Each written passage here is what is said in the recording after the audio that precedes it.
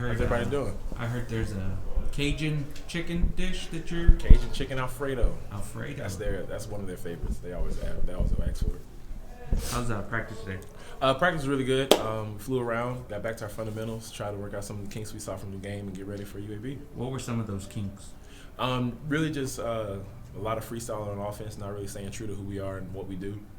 And we wanted to get that back correct and get back to what we really are. Was it disappointing to see that come up in a game, or is that just something that happens in football sometimes? It's really kind of just what happens. Everybody wants to make a play and wants to be the guy to help make our team win because we all want to win really bad. And sometimes you get outside of yourself and you lose that. What did it mean to you individually to make a big receiving impact with that touchdown reception? It was a great feeling. We love scoring touchdowns. I want to help my team as best as I can, but it really helped me. It really meant the most because I was able to tie the game up in a pretty key, crucial moment where we were kind of down in the swing in the opposite direction just for a second. It was crazy to hear just a couple days earlier, Coach Traylor on the radio said, at some point Leroy's going to make a big catch, and then it comes through. Had you guys talked about that as well? We talked. Actually, right when I scored, he yelled at me. I told you. It's kind of creepy how he does that. He hasn't been wrong yet, so we got to listen to him a little bit more. Is it important to you to be able to have a moment in the spotlight, or is it at least nice to have that happen? Because typically your role is very much blocking and kind of behind the scenes sort of thing. Honestly, y'all won't be able to tell how much I really do, but my teammates knowing Three sitting over there, I'm sure he appreciates the most out of anybody. To me, it really doesn't matter as long as we win at the end of the day. On that particular play, the clock was running. You had about 10 seconds left before the third. When you look over to the sideline, it was like, okay, are we just going to let the clock run out and go down to the other end, or okay, let's get back up and run a play? What's going through your mind when you see that? Well, for us, we're always trying to push the tempo and line up and be the aggressors in most of those situations. So we knew we were going to run some type of play. We knew we weren't just going to nail it and take it out and get ready for the fourth quarter. And we caught them in a pretty advantage type of situation. We kind of knew what coverage they were going to give us. And Coach Lonnie did a great job signaling the play, and Frank did a great job on the ball with great placement, and we executed. Do you think maybe that defense was probably thinking that same thing? Because, even some of the media people, we started to walk down to the other end, and it was like, there's only 10 seconds left, and all of a sudden, okay, they're going to actually try and squeeze one in there. Do you think maybe their defense probably thought it was like, okay, we'll regroup and get them in the fourth? Maybe, but I wouldn't take your eyes off of us. Did you flex? I can't remember in your celebration moment, or were you just hyping up the fans?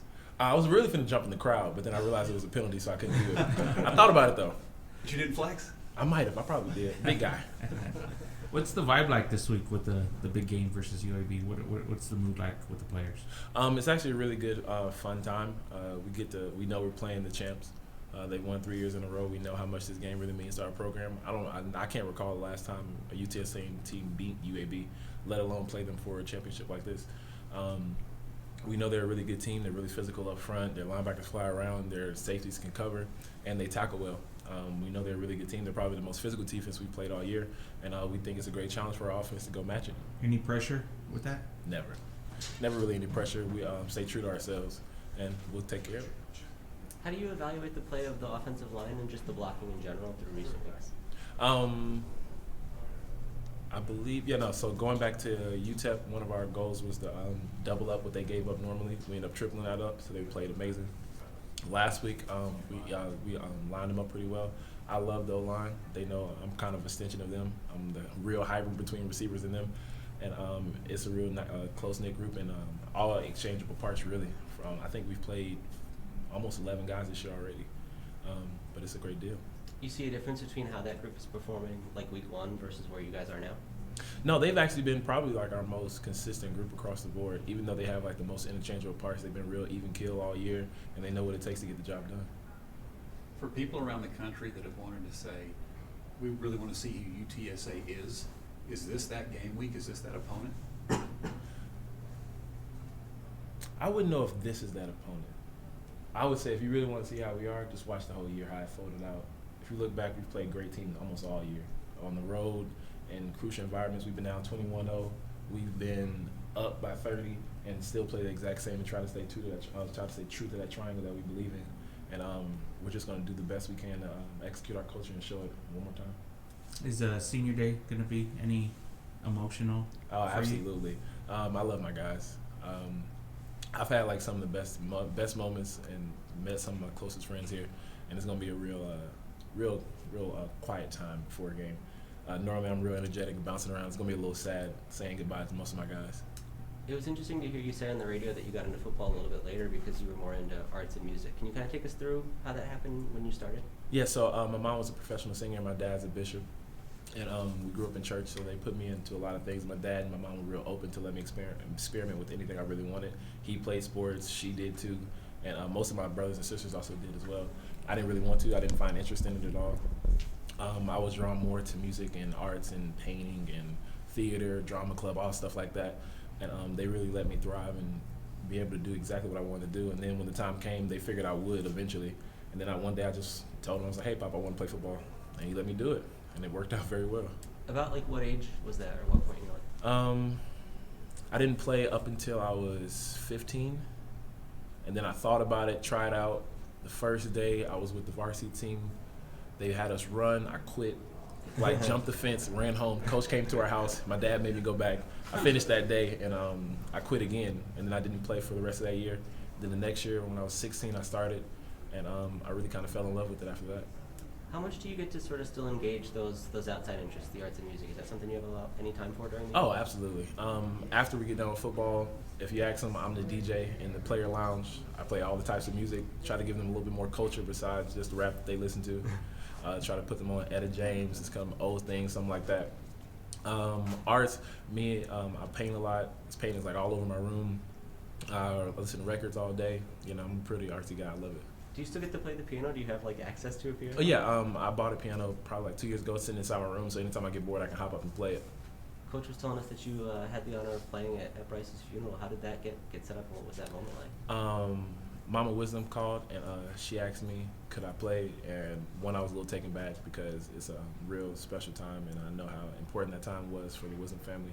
And she's like a second mom to me, and Rashad's like my little brother. So I couldn't tell her no. I felt really honored for her to give me the opportunity to play and sing there. And when she called, I had to say yes, and then just decided to write a song and play it for her. Oh, it was a song that you wrote? Yeah, I wrote it and arranged it and got up there and just played.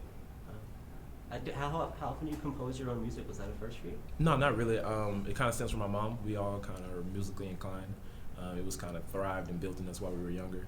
And I've always kind of written my own music, stolen things from other people, and then just put my own spin on it, things like that. But I wanted to do something special for Bryce, so I wrote a song for him. Have you had other opportunities to play in front of the team, maybe on a lighter note, like a talent show or something? Yeah, our annual talent show, underneath Frank's regime, I played then.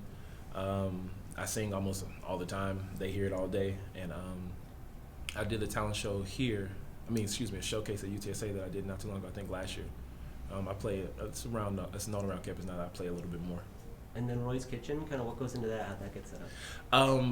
You can blame my teammates for all of that. I used to cook for most of my teammates, especially my position group, and they decided to kind of come over and steal food one day. And then they told me, well, I should probably try to sell it.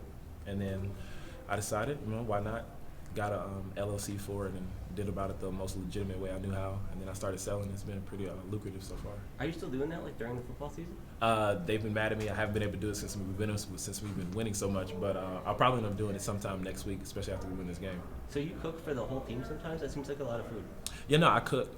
Last year I cooked for the entire team just free, just because I love them enough. And but it's not really too much of a problem. We asked them kind of what their favorite dishes are. Do you have a favorite thing that you make? That I make.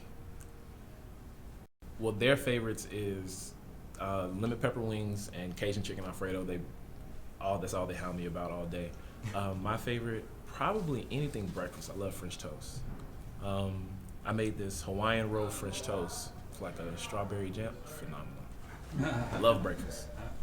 Awesome. Thank Thank you. Appreciate it.